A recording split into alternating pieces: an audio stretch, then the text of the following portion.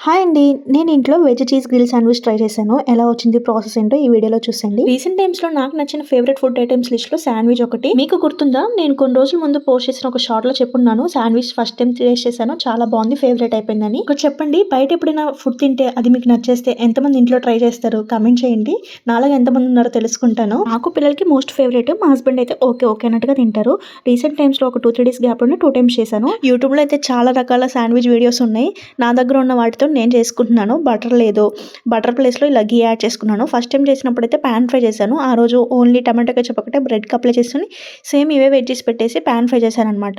Second time అయితే electric grill sandwich మేకర్‌లో పెట్టాను. ఇక్కడైతే బ్రెడ్‌కి టమాటో కెచప్‌తో పాటు గ్రీన్ చట్నీ కూడా అప్లై చేశాను. ఆ రోజు ఇంట్లో ఉండే అది ఇంట్లో కూడా చేసుకోవచ్చు. పాన్ మీద ఫ్రై చేసిన శాండ్విచ్ ఇంకా గ్రిల్‌లో పెట్టిన శాండ్విచ్ టేస్ట్ డిఫరెన్స్ అయితే పెద్దగా ఉండదు. కాకపోతే గ్రిల్‌లో పెట్టిన దానికి ఇలా స్ట్రైప్స్ కనిపిస్తాయి. వెజ్జీస్ బాగా సాఫ్ట్‌గా కుక్ అయిపోతాయి. టేస్ట్ అయితే సూపర్ ఉంది. వీడియోని లైక్ చేసి షేర్ చేయండి, కామెంట్ చేయండి, సబ్స్క్రైబ్ చేసుకోండి.